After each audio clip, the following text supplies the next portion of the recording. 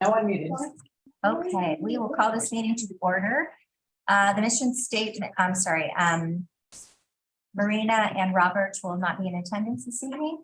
Mission statement, Viroqua School District provides quality education for all students that inspires continuous learning, positive relationships, curiosity, and compassion, an environment that welcomes diversity while developing respectful and responsible citizens. Proof of public notice for Wisconsin statute notice of this special meeting was posted on Friday, November 18th, 2022. Per Tom Burkhalter, District Administrator, I'd like a motion indicating the resolve of notice being legally posted. So move. Second, Second. all in favor? Aye. Discussion of English language arts data. You're No. doing the workshop. Oh, We gotta do the pledge. sorry. That's why, because that was the wrong, it's the conference. Oh, Okay. pledge allegiance. Allegiance to The flag of the United States of America and to the republic for which it stands, one nation, under God, indivisible, with liberty and justice for all. I apologize for that. Student board oh no. Committee report, policy, Matt. Let's see how much I can do. So far, so good. Well, let's see if I can help you. So And I went- report. We do have some new policies that are up for approval today. And then we also have first readings. So policies for approval. Policy 2460.03, independent educational evaluation.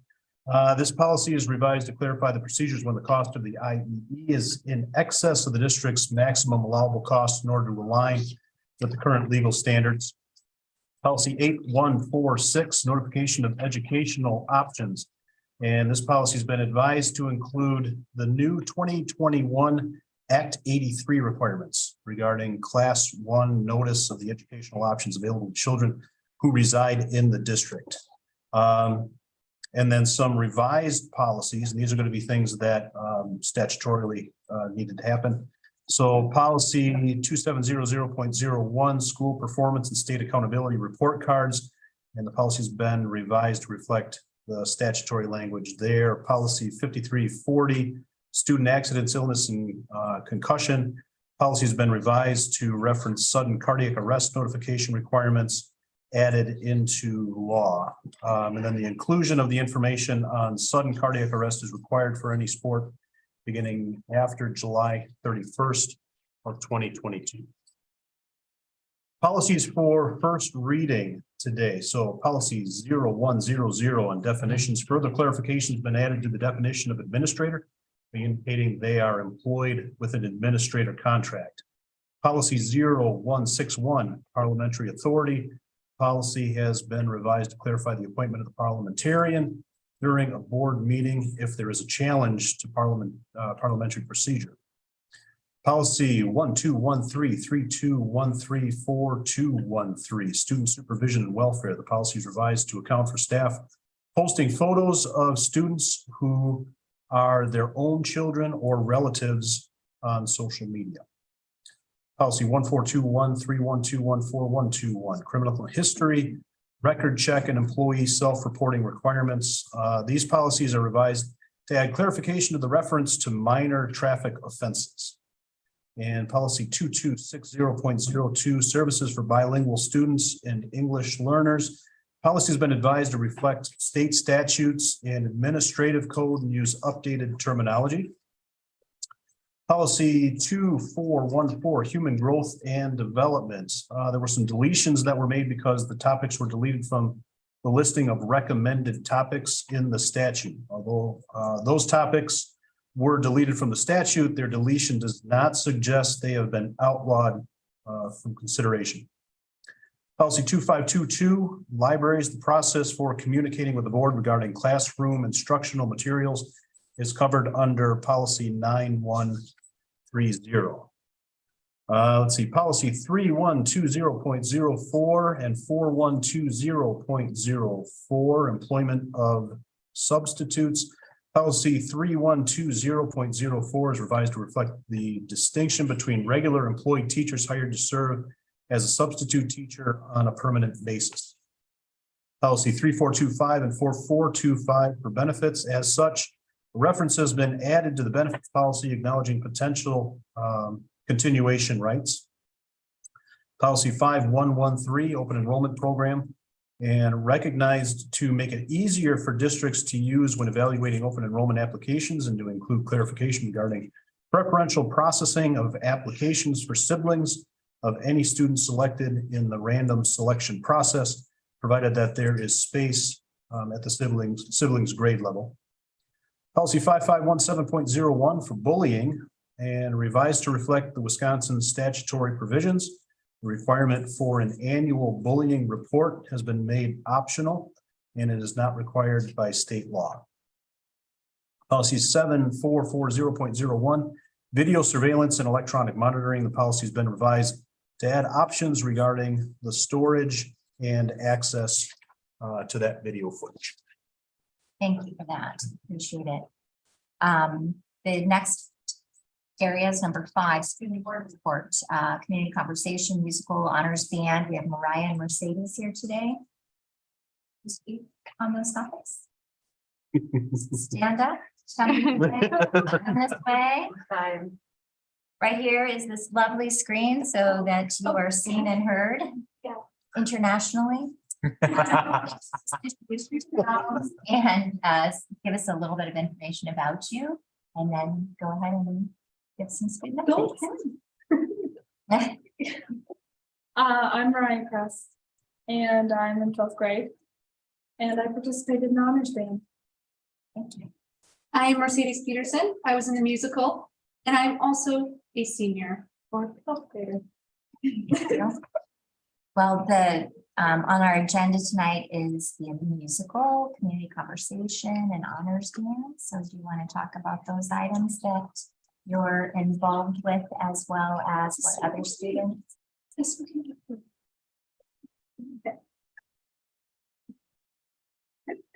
So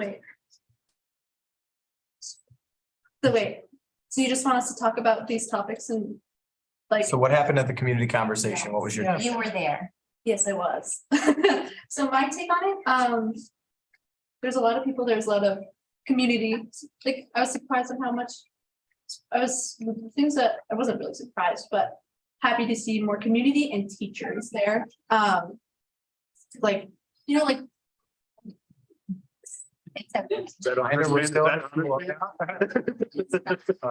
You know, like the board will be there and like the administration, but like teachers weren't obligated to be there, and I was happy that they were. We all had like common, thankfully we didn't have any arguments. Actually, everybody seemed to have like the same point of view on what needs help and what areas that don't necessarily need that much help, but there's like always a place to improve. But having people talking was actually really nice, because usually students aren't really involved in the future plan process of it all. But I know there wasn't a lot of students there, but there were some, and that's good to be that, because usually we're not invited, but we're not informed that we could go to that. And that's kind of what I have to say for that one. Well, we appreciate you being there. Thank you. It's a lot of time. All 3 days, by the way. All three. And then musical before this. So this year's musical, I think it was decent.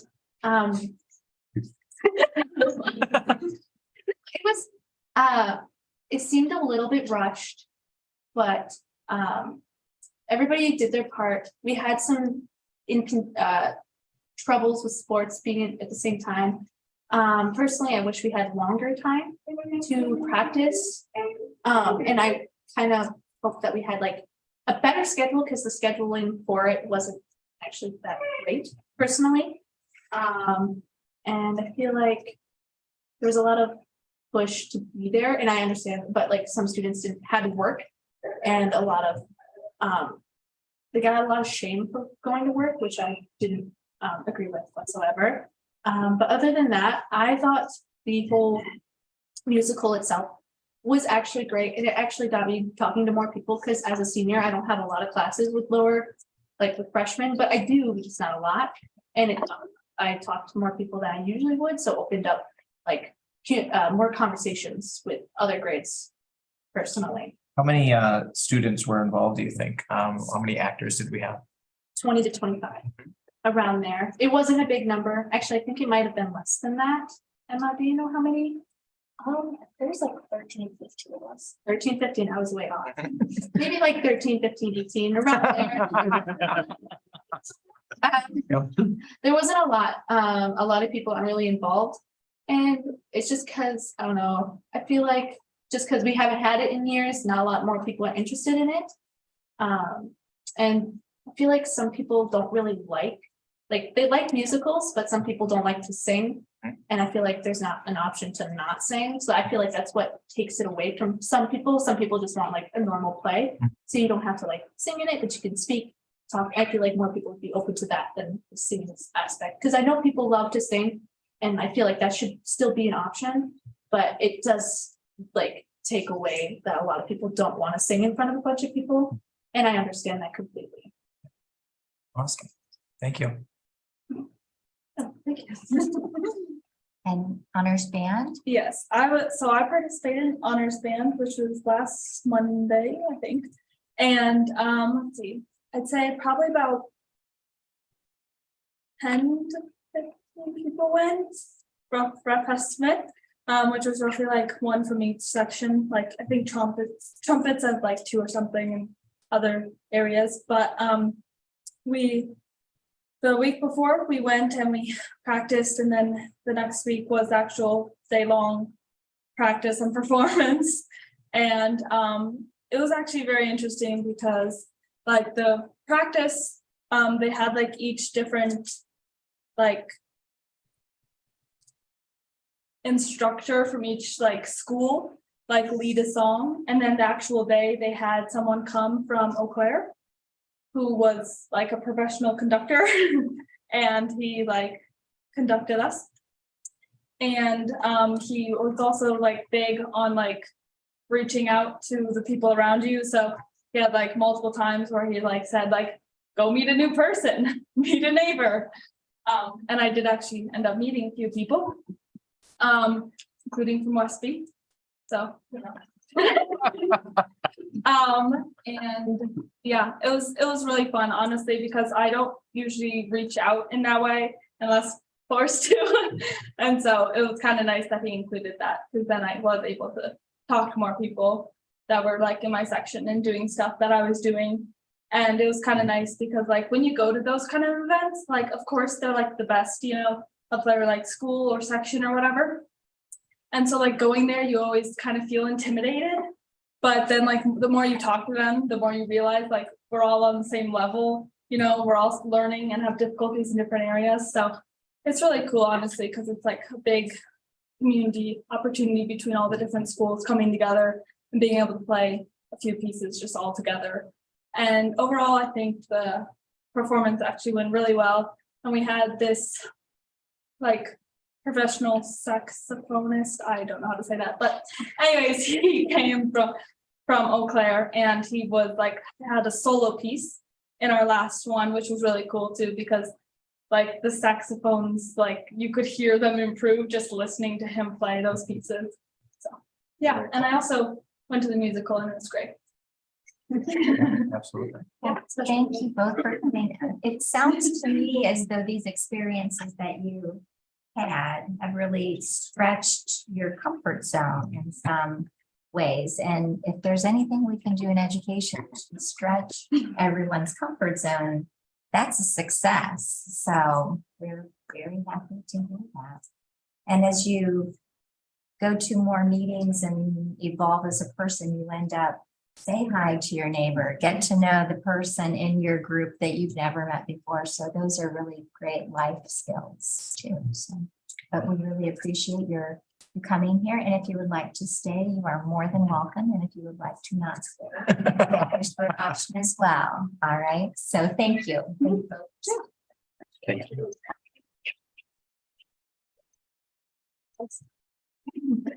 So the next item is spotlight on education, sources of strength. We have Andrea and Emma.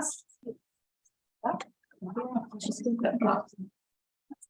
children so kindly gave me their cold, so. Well, you don't have to, it's whatever you're.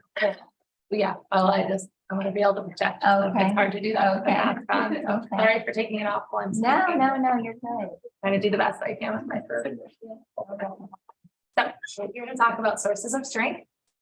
Going to give you a little background, and Emma will talk a little bit about her experience as a student. Andrea Cuna, school psychologist. I think most of you know me already. Sources of Strength is a prevention program. It was originally founded in 1998, and it's now strong in many schools across the US, Canada, and Australia. It was initially implemented as a suicide prevention program, but evidence shows that Sources of Strength provides prevention for suicide, violence, bullying, and substance abuse. Relationship is at the center of the Sources of Strength model. The goal is to partner caring, connected, and positive adult advisors with a diverse group of peer leaders from across social networks of our schools. A peer leader who has been trained in Sources of Strength is 4 times more likely to refer a friend they're worried about to a trusted adult. The Sources of Strength team works to create a culture of seeking and connection where it is okay to not feel okay, and where reaching out for help is a sign of strength, not weakness. The work and our meetings should be fun, collaborative, engaging, and applicable to the context of the real world experiences of young people. Meeting together regularly, the team of youth and adults work to build a community of strength, not only by practicing strength in our own lives, but by sharing our strength with others. Sources of Strength was originally presented to the middle school and high school staff last winter. In March, we took 5 students along with 2 adult advisors to a full day retreat.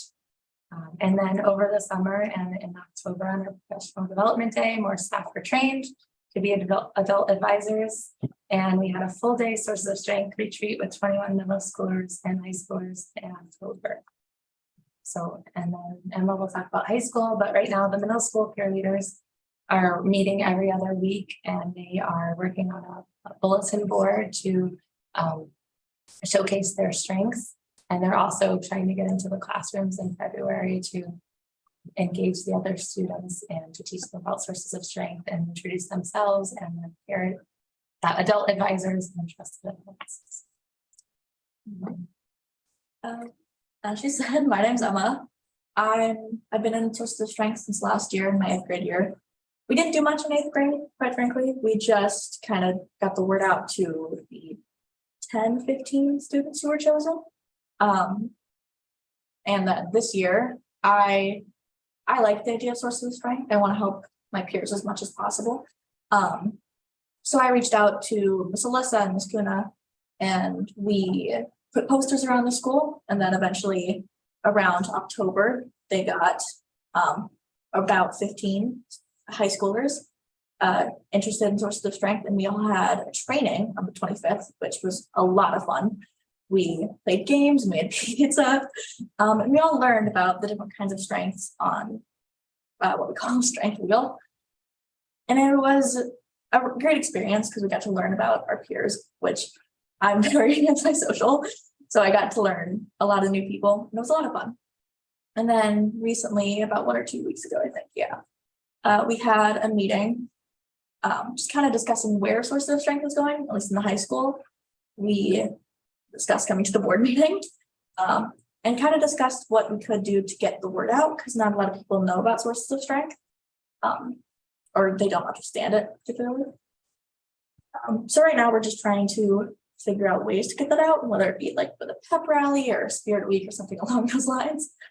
And yeah, We have a really great group of youngsters who are really enthusiastic, and I feel like it's going to be great. Yeah, just taking off. So is this student led at a certain point then? Yeah, it's supposed to be student led.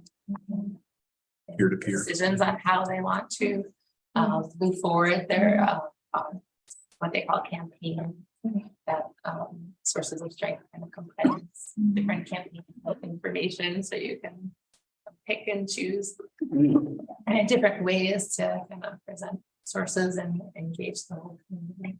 We're all very awkward teenagers, so. The administration helps a lot. But you know, as we move forward, the hope is that's a adult step back and then students take over. Yeah.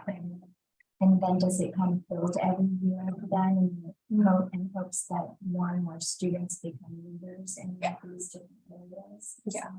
And there's also an elementary curriculum too, which isn't like a peer leader, but it's just like curriculum to teach them about focusing on strengths, and where to find your strength in life. Mhm. So So this is too personal to say. So I'm not going to answer that. So Emma, before you started going, what do you think your strength was before you started being a leader in this program? Probably mentors. I usually I tend to be the quote unquote teacher's pet. And I usually find that talking to adults is like a lot easier than talking to my friends. So have you found that this has broadened your comfort level with? I definitely think talking to so. peers? I get to know a lot more of my peers. Last year I was in a pretty tight knit group of like 7 people, Mhm. but this year I've grown to know many more people out of my grade, which I was an 8th grader last year. And yeah, it's just been really nice to get to know more people. As I said, I'm not the greatest at reaching out, which is why I like this program because it kind of makes me try. You speak beautifully. Oh, thank you. Very, very articulate. So I think that's marvelous because it can be difficult to speak in front of a group of old people. I can only speak for myself in that way.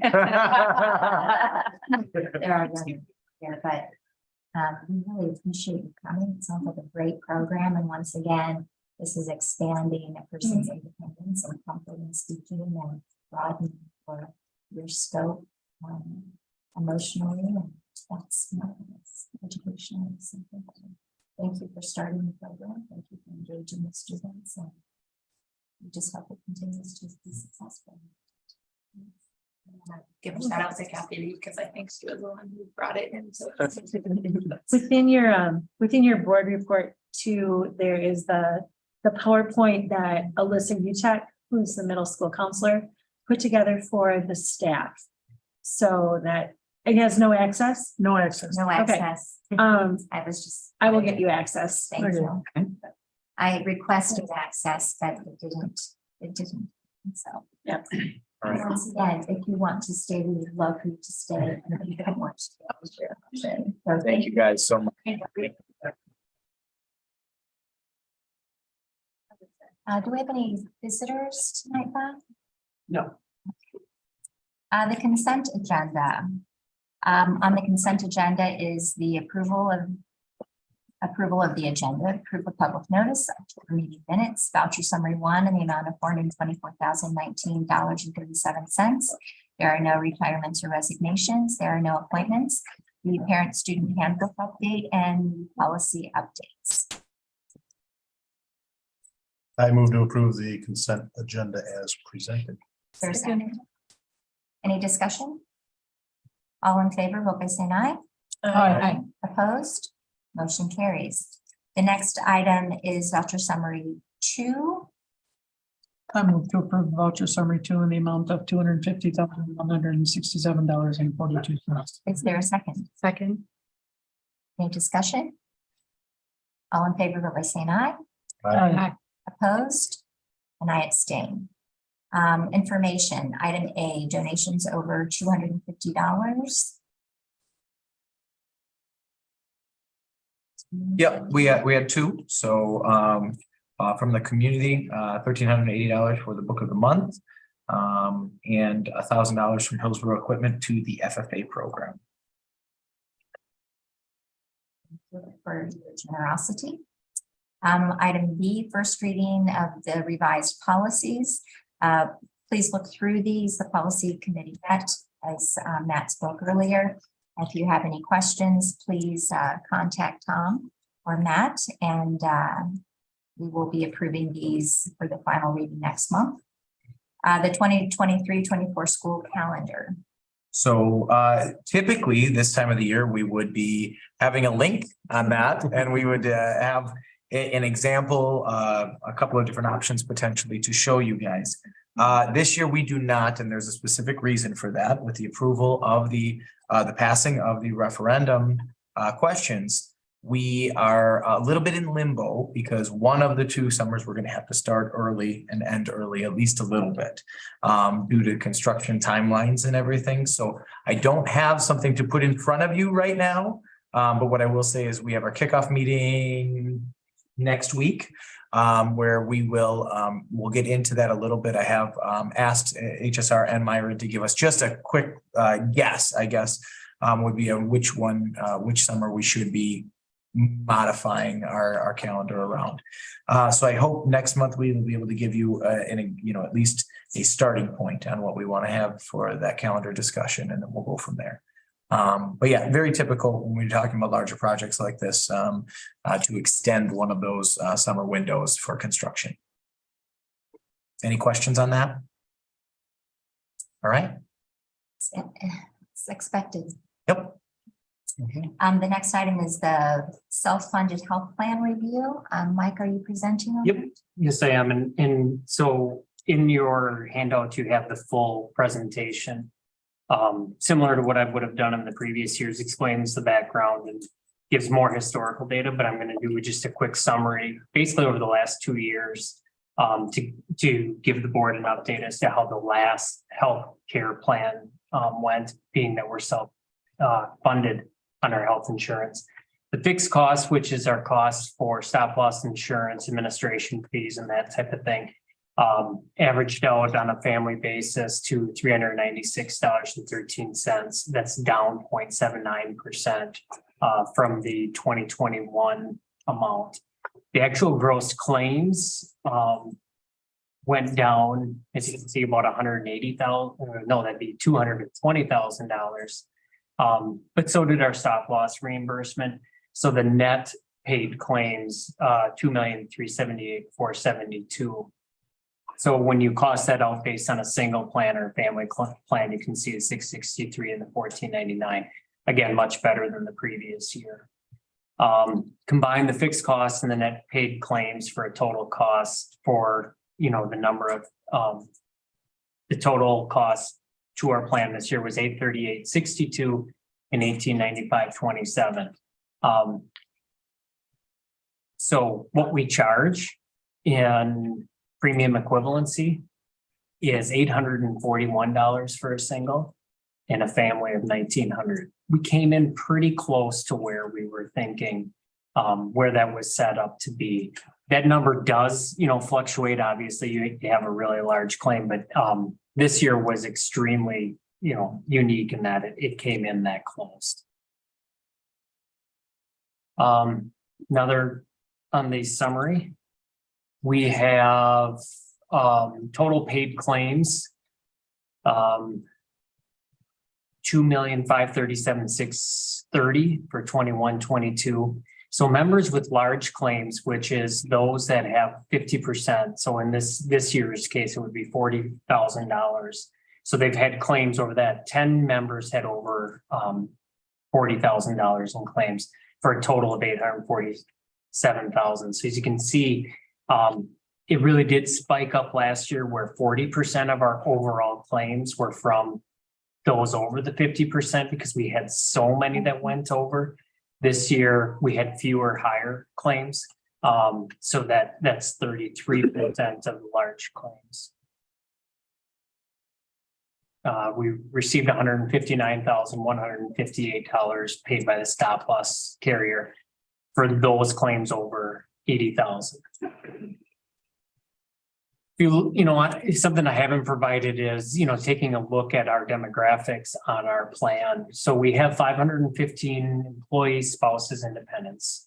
As you can see earlier, there's about 155 units, which would be families or individuals. But by age, those over 40, 190, we're spread out pretty evenly. And that's how they broke it out: over 40, between 21 and 40, and under 21. Insured by gender, we do insure more females.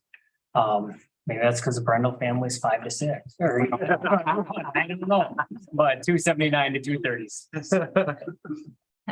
I skew the average. Then you have Tom going the other. Yeah, we level each other out. So we've got the health plan summary. Payments to providers total $2,537,630 again.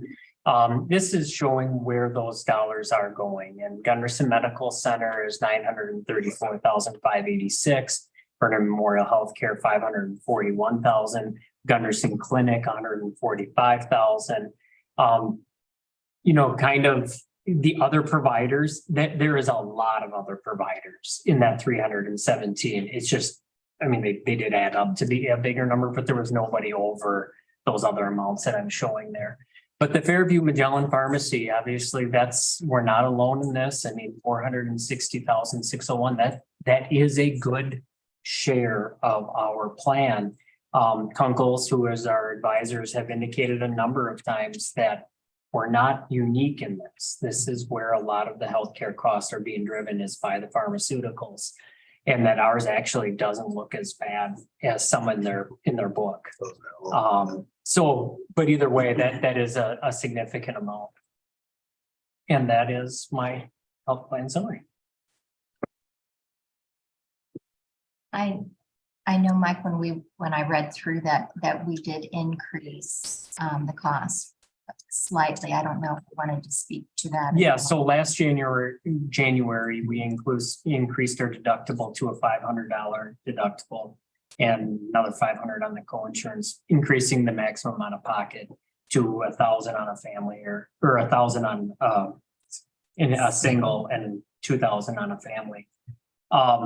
Which does impact how much the plan pays. But again, when you're talking 155, it's not huge dollars. I can't say that it changed utilization because we're still riding that post-COVID wave. More utilization in the last 2 years because of people getting back and becoming more active and getting back out into the doctors. Thank you. Yep. Does anybody else have any questions? The next item is the 22-23 supervisor goals and priorities. So I don't have anything official to hand you at this point. We still are working through a couple of them. What I would say is that the majority of our supervisors goals and priorities this year are focused on long range planning and putting together a 1, 3, and 5 year plan. We have not historically had this for any department, and these are bigger conversations than what than a typical year would be, because we're talking about really we have supervisors that have looked that far out, and if you look even our buildings and things like that, that there are things in place, but we need to put them on paper and we need to know where we are within that process. And so it's really been a lot of work that way. So I hope to have something by the end of the year to you guys saying, all right, within food service, this is what Christy has as a 1, 3, and a 5 year goal. Here's what Cody has for his 1, 3, and 5 year goal, and what Randy has for his 1, 3, and 5 year goal. And what Dan has for his 1, 3, and 5 year goal. So no, we'll continue to go through this process. For those of you that don't know Dan, we can make this transition right now. So Dan stood us up last month. He was it was out of state and was doing some traveling and got caught. So Dan Brown is our new activities director, and we want to make sure that we welcome Dan. He's been outstanding to this point. Thank you, Randall. Do you mind standing and telling us a little about yourself? Sure. Thank you. Of course. Thanks, Tom. I'm Dan Brown. I'm obviously the new activities director. I started about 6 weeks ago. I've been in Viroqua for 10, 11 years now. Background in financial markets and finance and sales. Started coaching here about 4 years ago, middle school track, and then I got dragged into middle school football and varsity track and then varsity football, and it's been wonderful the whole time. I was really excited after much reluctance, after Tom kind of pushing. in polling, to finally sit down and just talk about the position and see if we can figure out a way to make it work. So I'm really excited to be here. Everyone's been very accommodating and super helpful and very patient. I've got kind of a long runway. I have other work commitments right now, so I'm slowly increasing my time. So it's made things a little more hectic than usual. But otherwise, I'm just really excited to be here. It's a great combination of working with staff and parents and athletes. It's a really good blend. So, thank you. Welcome. Thank Thank you. The next item is the district administrator report. All right, so we've got quite an exciting report. We've had quite a month since our last conversation at the board level. The facilities referendum, both questions passed. Question 1 passed with just under 57% voting yes, and question 2 passed with 59% voting yes. This is just outstanding support from our community. We had a great voter turnout in general. You probably noticed that as you were waiting in line. I went at I don't remember when polls open. I was 10 minutes before polls open and I was still number 21, which is incredible. So waiting in that line. And this was it was outstanding again to see the support. A huge shout out to Beth and Mike for all of their work that they had before that, admin team for supporting everybody through that, and truly HSR and Myron for sitting down, helping us create a plan that was really focused on listening and from the very beginning. And so I think this reflected very well, and essentially we asked the community the questions that they wanted us to ask.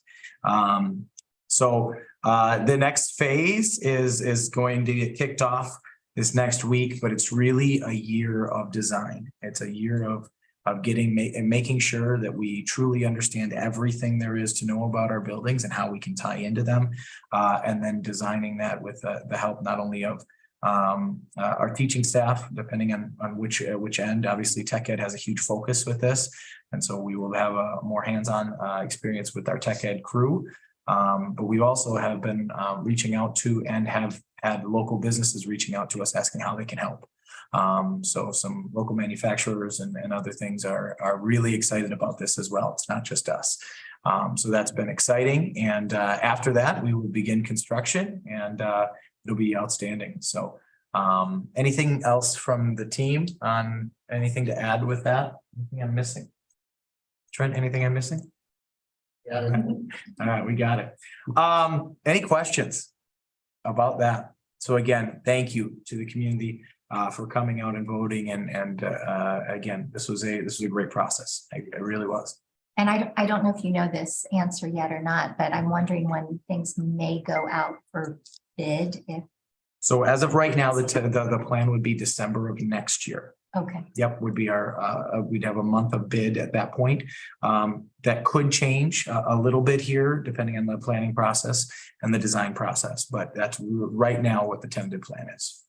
And if we focus on that again, the bid process will be essentially it's a closed bid, right? That anybody, local contractors can come in and bid on that as well. It's not just our construction management company. Do we have any students that are involved in the planning process? We will have students involved in the planning process. We also have reached out to have some students involved in the potential actual construction process. So if you remember a year ago or so, Westby had a student that was featured in the news that worked through Myron and actually is working full time with them now, which is pretty incredible. So yep, we'll be looking at any partnership we can with that. Early Learning Center update. So this is another one that is incredibly exciting. So if you drive past that building, you will see lots and lots of cars and trucks because they are working on that building. Monday, I want to say 3 weeks ago now, was the first day of demo. And Sharon, Cody, and I walked through on Tuesday afternoon, and they had the entire south wing already gutted and ripped out, and every wall that needed to be down was down, and plumbing was out in that way. I mean, it was incredible. And so to see how organized everything was also awesome. It's a very clean job site when you go out there, and I will be updating the board with some more pictures as we go through. For some, that can cause some anxiety as well. So I don't want to do construction is an interesting process. For me, I love it. I think there are others that love seeing, the process of here's what we start with and here's what we end with. And some do not like that process and would rather just have this is the end. This is what it's going to look like and here's how it is. So we will continue to keep everybody updated. As of right now, we are still on track for our March timeline. And again, Myron and HSR are doing an outstanding job through that entire process. I see you put the sign up as well. Yes. Yep. I don't know how long that sign has been up, but there is a nursery school. Yeah, been a couple weeks now, I think. So Sharon has started the hiring process. So we've already got a couple of teachers on board and a couple of assistants on board. So we'll continue to work through that. And I cannot wait for that to open. Any questions on the Early Learning Center? And then community conversations, because we are, I don't know what the right term is, Beth, so let's leave that there. We decided that we needed to put a referendum vote on Tuesday, and that Thursday, Friday, and Saturday, we were going to have a community conversation. This conversation was led by Drew Howick from Howick and Associates out of Madison. And he did a phenomenal job. We ended up with over 80 participants, over 60 every day, giving their time. And so to add that up, just for the conversation portion alone, we had over 720 hours gifted to us by our community to really focus on what the next 5 and 10 years are going to look like here for Viroqua area schools. And so it was a great process that started with a focus on the past. And so we put up an actual timeline, and there wasn't a ton of technology with all this, but we literally put up a timeline of what was happening globally and locally and in education throughout the last, I believe they went to 1960. So that was it was a great conversation, and to see the intergenerational conversation happening was really, really cool. We focused then on a couple of things that are glads, mads, and sads of the district, which really opened our eyes to some of the great things that were happening in the district and some of the not so great things that have happened in the district, and what we need to focus on. We focused then on trends, and then Saturday morning, bright and early at 8:30 in the morning, we had presentations by different groups. To really talk about what this is going to look like in 10 years. I want to give a huge shout out to Beth for all of the work that she did that event on. And I know she loves getting those shout outs live. And admin team, again, we had a great design team made up of community members, staff, some teachers, some support staff, students, former students. It was awesome. My board representation and admin on that as well. And that was a 2-year planning process for this event to happen because we postponed twice. Again, in the end, this is where we take the information that was compiled, and we got it narrowed down to 5 or 6 top priorities that the community have now identified. And now it begins a year-long strategic planning process for the district where we can actually put the community said this was important, so that's why we're making these decisions. Again, completely flipping the script and the narrative around, instead of us making a decision and then justifying it, no, our community has spoken. This is what they expect of us. Some super high level, just highlights. We don't want to get too far into the weeds. There was not nearly the academic focus that we were expecting. We, typically, have high expectations for our academics, and that doesn't go away.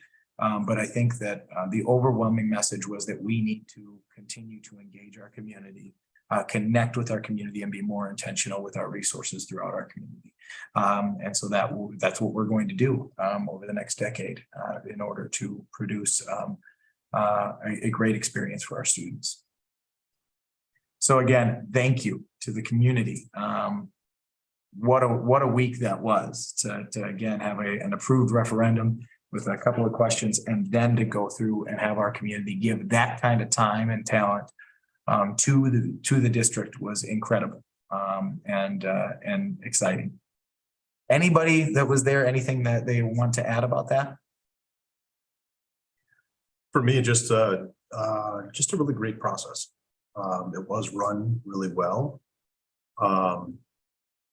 You're never sure going into something like that if you're going to have discrepancies pop up, you know, with some argument. There was none of that. It was really thoughtful as far as the process.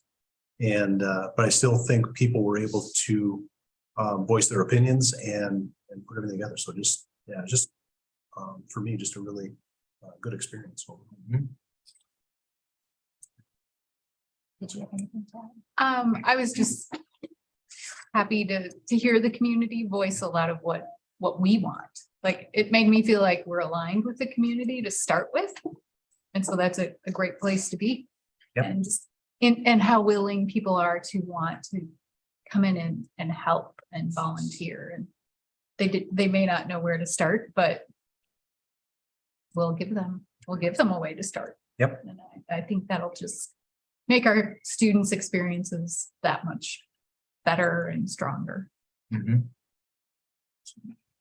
I think that it also enabled us as board members to make maybe connections with community members that we don't usually connect with or see or something. And there was just a lot of that. I echo what Vicki said in terms of people are really, you know, wanting very similar things.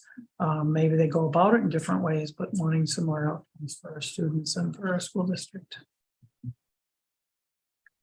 For me, my take on it was that there are a lot of things that we're doing in our district that people don't realize we're doing. Yep. So many times I wanted to say, oh, well, they're doing that. And I couldn't. And I found that to be very interesting. I would say we need to now communicate more about things that are going on in our district so that people are more aware. And I met so many people that I had never seen or spoken to in any capacity. And they were interesting, they were engaged. And to Matt's point, in the political system in which we have today, there's a lot of separation and disagreement. And there's one thing we can all agree on, and that's we want our kids to be successful and well-rounded and have the resources they need to grow, and we want our students to do well. And so that was really nice to be part of. So thank you. And also, as a board, we need to thank every one of you in this room that attended and gave your time and your energy. The planning was huge.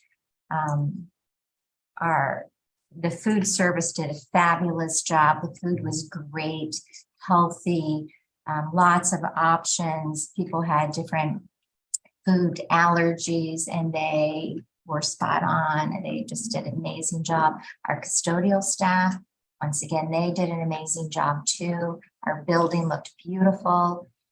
They cleaned up after all of our shenanigans with hats and wigs and whatever else was being worn and during the last day. But they were just all great, and we just can't thank everyone enough for making a successful event. It was interesting, and it went by like that. Yeah. And one of the big things, I think, because you go through strategic planning processes, or you work with consultants that come in and give you a sheet of paper that this is what you need to do. And this, what was really nice is it was community driven with actionable takeaways that now we didn't have to interpret what people wanted. So there's still a little bit of that, but it's really just a good process. It was hard for the community to narrow it down at the end too, to just come up with 5. I think we had 13. Yeah. I think there were, at Easily. least 13, yeah, there were a lot, but, To, yep. put things together to see if they were kind of the same thing, and we didn't get to do that as far as Drew wanted us to do. Yep. I think, but. Well, and I think, again, when we go back through, and it was 2 years ago when we sat around these tables and talked about that, right? It was really, could we do something like that internally? And for me to be, for all of us to be one person that's part of this process versus us leading the process and truly leading, right? And making this go the way we wanted it to go. The process doesn't allow for that to happen. And that really was helpful for us to be a part of it, not leading it. And I think it really did reshape a lot of where I felt, where I thought the community was versus where they actually are. And that was really impressive to see. And I don't know who did the tables. I'm guessing there was a group of people that perhaps did the tables, but how everyone was put at a table and how people were separated was fantastic. It really made the process and the conversation go much more easily, I think. So All right. thank you to whomever did that. Anything else about the community conversation? So again, next steps are transitioning into strategic planning, and then creating that long-term strategic plan that we can live out over the next, 5. Usually you start 4 to 5 years, and obviously we have a 10-year goal. And there will be another year from now, there will be an event where people are invited to come back and see the growth of the district with those priorities. Yep. The question that I have that was moving this forward, what does that look like? It's the administrative team, and how do you? It can look a variety. It can be, it can take shape in many ways. Okay. What it can't be, or what it can be that doesn't work, right, is we get together, and over a 3-year meeting, we hammer out what this long-term strategic plan is. Again, it's an ongoing conversation where this is the foundation, and we have that foundation. How we live that foundation now needs to be essentially written and created by us again. Not us as a group of just admin, but just as a community, we'll continue to work through that. In a year, in November of next year, we will be having, and we don't have the date nailed down yet, but we will have a reunion, is what they call it, where we get everybody will be invited, but the people that came to the event specifically, where we do discuss, all right, what has the district done over the past year? And at that point, my hope is that we can roll out a strategic plan, or at least a great start to one at that point. Administrative reports. If you don't mind, if I can group you all together a bit so that you don't have to, you can just speak one time to all of the topics, if that's okay. So Krista. So if you open the link on the document here, it's kind of all you need to know about the state report card. So the state report card comes out for public release sometime in November each year. There's a district level report card, and then each building within the district has their own report card with those same categories. So we could spend as much time as we ever wanted digging into it, but tonight we are going to talk about the district report card in just some general categories. And I tried to include some extra links here if you want to go deeper into any of these areas. So, like I said, it was just released publicly November 15th. And every year we want to just recognize that every school district across the state and every school within those districts has their own unique formula of priority areas. So it's really not wise and not reasonable to compare a district to a district, because their formula for their scoring will likely have varied how those calculations were made. So to begin with, I'll just walk through these categories briefly. There's kind of a summary or some bullet points along the left side that explains what goes into each of these. Really the front page of each of the report cards. And at the top of the table here, you go to the plate, where it says linked here, you can actually get the copy of the report card itself. 7 to 10 pages based on which district or school report card you're pulling up. But the first kind of most important area, or where the eye is drawn to, first of all, is the score summary and the priority area weights. Pie chart, I call it. This year, our district score summary was 73.9 out of 100, or exceeds expectations. That is 0.4% up from last year. So improved by a smidge there, still in the exceeds expectations categories. You can see the 4 priority area weights and how those factored into our total score. Below that, we'll just go into each of those areas a little bit. Each one has its own score, and each area has its own comparison to what happened at the state level in that area. So one of the 4 areas is achievement. This includes all of the state testing, different state tests from grades 3 to 11 combined. It's calculated using the last 3 available years of data. And as you can see, district-wide, both English, language arts, and math, both of them are above the state average. Growth is the second area.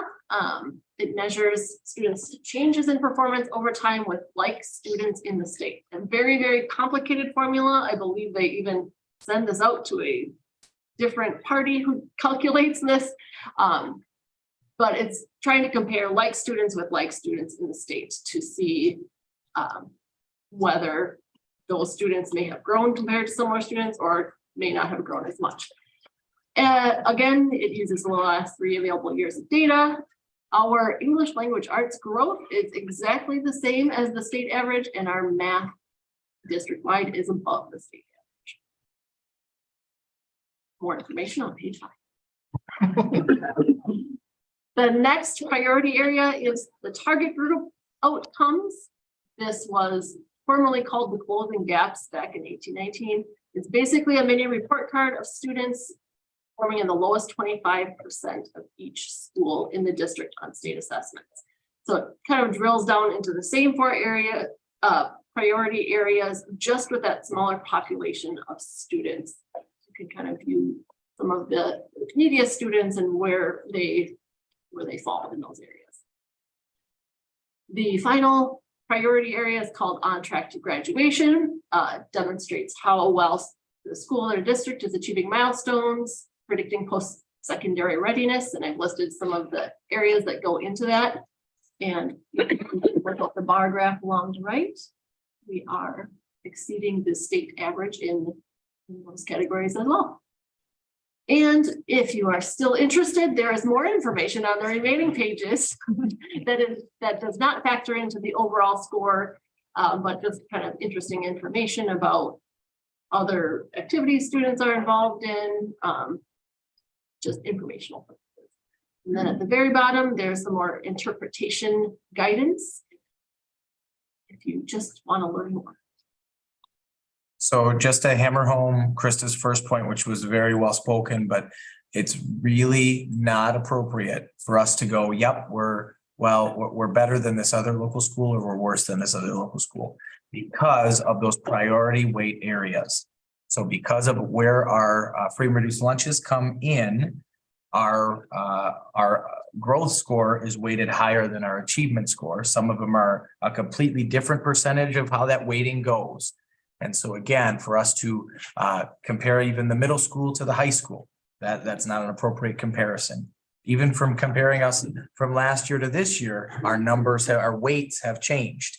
And so it's a very interesting piece there where I think it's an attempt to be very open and transparent, but also we need to make sure that we're not making that comparison. And if we were, that's coming from, again, a district that is exceeding expectations. So we're trying to make sure that we're we're being fair to everyone involved with that.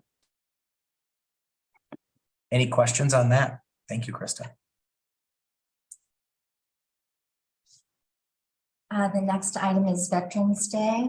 Jason, do you want to speak to that as well as winter concerts? Yes, we had November 11th, the Veterans Day ceremony in the gym. Very well attended. It's nice to be getting back to that. Been a few years since we've been able to have it kind of traditionally the way we have. Big tip of the cap, Pete Swanson has historically been extremely involved with it. Brad Thu has also been very involved. Brad was able to just be a spectator. This year as Alex worked with Pete to get everything organized for the event. We had good community turnout. We had the high school and then middle school band students were up there too. Because the teacher was with the high school band. So they were able to be at the event too. So, and Pete, I mean, ran into me the next day, or he ran into me in the community conversation. I was just so impressed with how well behaved the students were and respectful during the ceremony too, which was great. So winter concerts coming up. We're already to that point. So next month's board meeting probably will be on the earliest, so go to the winter concert. It's hard to believe we're already at that point, but the different groups, it's and Alex and I talked about this. It's interesting how you roll from marching band and pep band, and then here comes Veterans Day, and now we're into winter concert season. So it's great to have those type of transitions. High school concert is after the middle school one on the 19th, which I said I think it was probably your next board meeting. So other than that, we were actually very happy. High school wise, we exceeded expectations for the first time in school history. Traditionally, it's harder for high schools to reach that goal. Like Tom said, you can't really compare the apples to apples from level to level. So, but that was one of our goals this year, was to reach that mark. It's always good to reach your goals.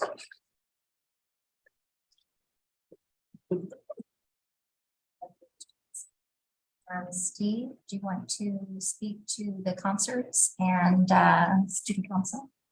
Sure. Because I got a number of things, right? But so for the winter concerts, so our concert is going to be on December 5th on that Monday, starting at 7:30. We've got 7th and 8th grade students that will be performing together for choir and orchestra, and then band.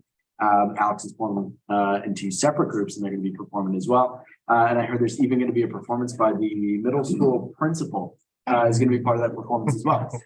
So if you are available on December 5th to come out and see, it's just a speaking part. Absolutely come on out and enjoy a little bit of a concert. And then you wanted me to talk about middle school student council activities. So some of the things that have been done already, student council helped fund the middle school staff t-shirts at the beginning of the year. They were the ones that orchestrated the cards that you guys got for School Board Appreciation Week. They've done a couple of different fundraisers, some for the Stick It to Cancer fundraiser that's going on for Mr. Van Cleve, as well as they did their club's choice fundraising that I'm sure people in this room got hounded by some middle schoolers to make sure that we purchase some of those things. And that green and gold party for those individuals that sold quite a bit, that's happening tomorrow. So we've got some 4th, 5th, 6th, 7th, and 8th graders that are excited about that green and gold party that's happening. And then some events that are upcoming here.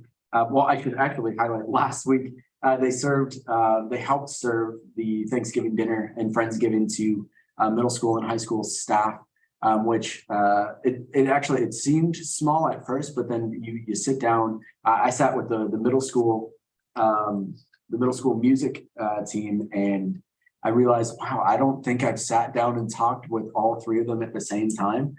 So the benefit of just that effort of having them serve us the food, which was awesome, but then being able to again capitalize on that community that we don't have enough opportunities to do was excellent. And then they're talking about door decorating, some holiday dress up events that are coming up just this next month, which I mean, we're just a week away, a couple weeks away from December. So compared to previous years, the two student councils have done a much better job working together.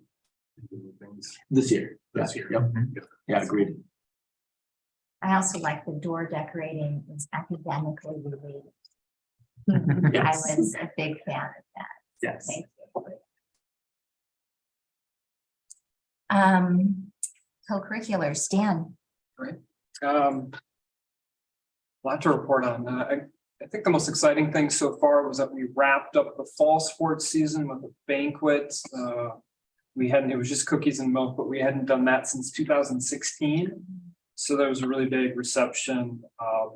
I should just say there was a lot of parents afterwards that spoke to me over the course of the next couple of days that were really pleased that we continued that tradition, especially the coaches. We put it together kind of on the fly. And we kind of put it out there to the coaches, is this something you want to do or not? And overwhelmingly, the fall coaches were like, yes, we really want to do this. We know everybody's busy getting ready for winter sports and this, that, and the other, but let's do it. And so we did it and it was exciting. It was really well attended. I'd say we easily had 125 parents and athletes there. And it was just a great chance for everyone to recognize their team, but also for athletes and parents who a lot of times are just kind of in their sport, following their sport, to acknowledge and see what their peers and other students have accomplished. So it was really fun. The kids really enjoyed it. So that was great. It was a really nice way to kind of lead into the winter sports season. Our participation right now is effectively the same year over year. Increases slightly in most notably in wrestling, a little bit in boys basketball, a little bit of decline in participation in boys hockey, but effectively we're the same. What's really nice is, and this is anecdotal, but having spoken with Eric and Karen, the academic ineligibility for student athletes at both the middle school and high school level is the lowest we've seen in recent memory. So it's always kind of a nice way to go into the season.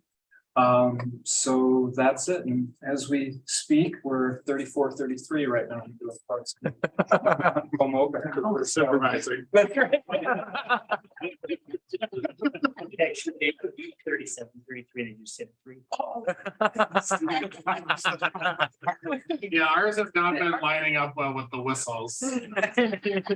No, is this huddle? Is this? This is via the first, huddle? yeah. Great. Yeah. So this is our This has been First good game. stuff. first game, the huddle camera, which is in the gym now, which is really great because now the coaches can use the camera actually to go back and watch practices, not just games, but practices. So it's a really nice tool, a worthwhile investment.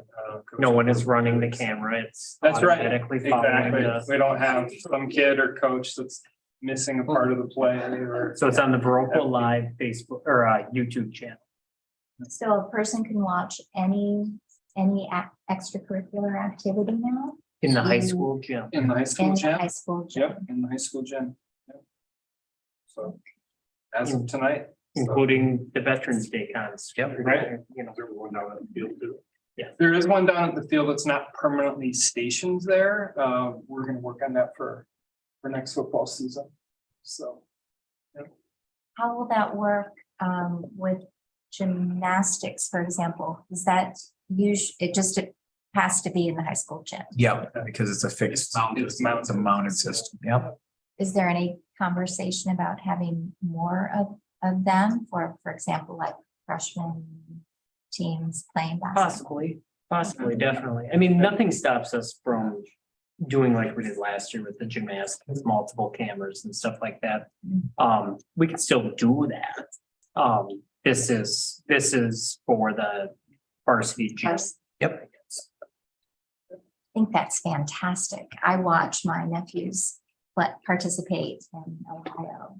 And I watch it all online. So. Thank you. The next, that's all. That's everyone. You skipped I don't see Pat. He's on there under winter concerts. Oh, I missed you, Pat. That's all right. So sorry. That's okay. Thank you, guys. Thank you. Thanks, everyone. So concerts at the elementary building, October 18th.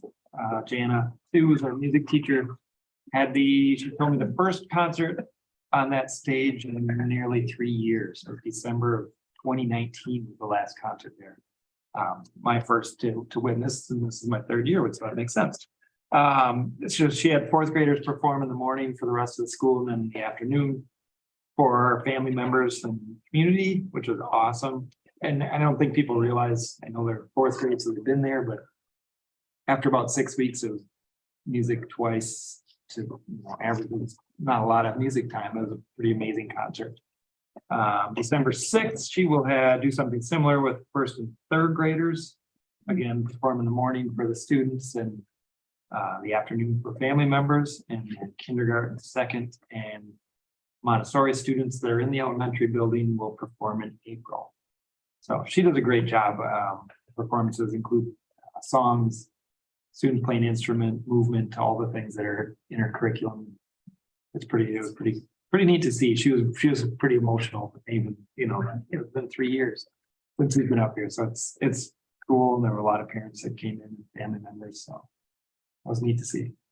For example, the third graders, have they ever been on the stage? Or was their Yeah. kindergarten year, maybe? Maybe, yeah. Yeah, it's crazy. Yeah, It's crazy to to think not that have way. that experience. Yeah. Participation with parents, is that going good? Was that good? Yeah, there was a pretty full, all the way back to by the kitchen area, Okay. upper level. So, yeah, I wasn't sure how comfortable families would be. yeah, for the most part, I think pretty comfortable. Thank you. Sorry about that. Sorry, I missed your name there. Board report. So for me, or for us, I should say, we as a board would like to thank the community for their support of the referendum. Thank you for approving both of those items. We greatly appreciate it for our students and our staff. The Twinkle Fest parade, Beth sent out a reminder if someone wants to volunteer to help decorate. That is Wednesday. That's on Wednesday. So contact Beth if you'd like to participate in that. Tom's evaluation, we will have a quarterly evaluation process, and we're working on a calendar right now for when that will be. It will probably be after one of our regular board meetings, and we'll do that quarterly, starting in the near future. The WASB meeting in Unalaska was not held on a high standard of value, and that has been shared with the people who put that event on. I also have saying to the WASB event, Matt received an award.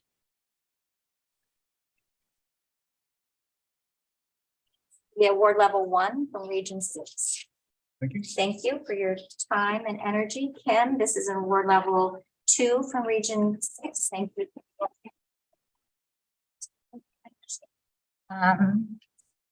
But the event, they could have sent a PowerPoint and they could have delivered this, and we would have issued it to you in person in this. And I capacity. watched it and it was, I was glad I watched it.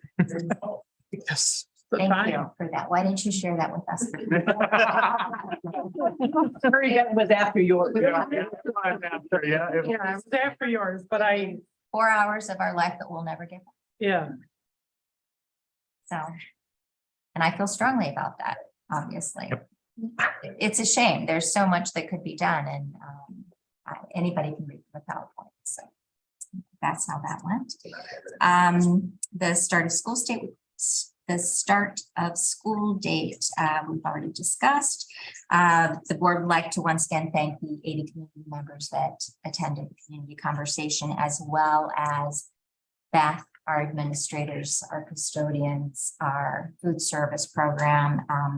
Everybody was absolutely amazing. It was a wonderful process, and thank you, Tom, for initiating that. But once again, I'm going to thank that huge, because I know the work that went into that.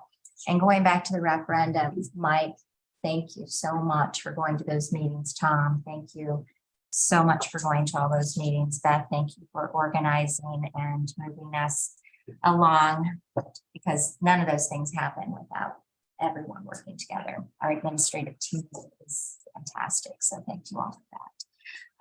Legislative update. Governor Tony Evers, our Attorney General is Josh Hall. John Liebers, our State Treasurer, Doug LeFollette, Secretary of State Ron Johnson, U.S. Senator, Lauren Oldenburg, State Representative, Derek Van Orden, U.S. Congress. Those are the people that we're going to hopefully get together with here. The first Wednesday of December, Tom and Beth are sending out invitations for them so that they can come and speak to our board and we can speak with them. Many of them are new and we'll see how that goes. Yeah, we'll see, you know, what we get for a result with this one. We may move the following year, because we just don't know when the right time is, you know, to have all those elected officials in. So we'll see, you know, invite them anyway.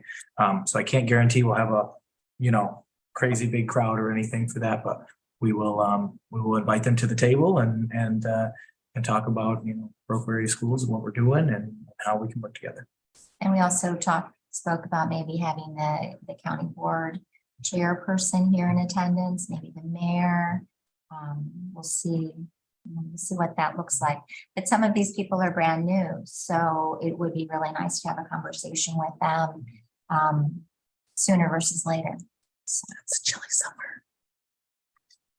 Toys for tots. For Toys for Tots. Well, there, again, the there's day, never a yeah. time to be It was, yep. when, you know, it's the first Wednesday, Yep. we'll see whomever can make it. And again, then that's information we'll use moving forward. Yep. Let's see, the state has a surplus of $6.6 billion. Got notification of that today. 52 million in library aid for public schools next year. These dollars are coming from the Common Schools Fund in Wisconsin. So that's something else that was released today. Please let Beth know if you're going to attend the school board convention. Our board workshop is December 7th, and we'll have to see what we can do in the future for that. And I believe that that's all that I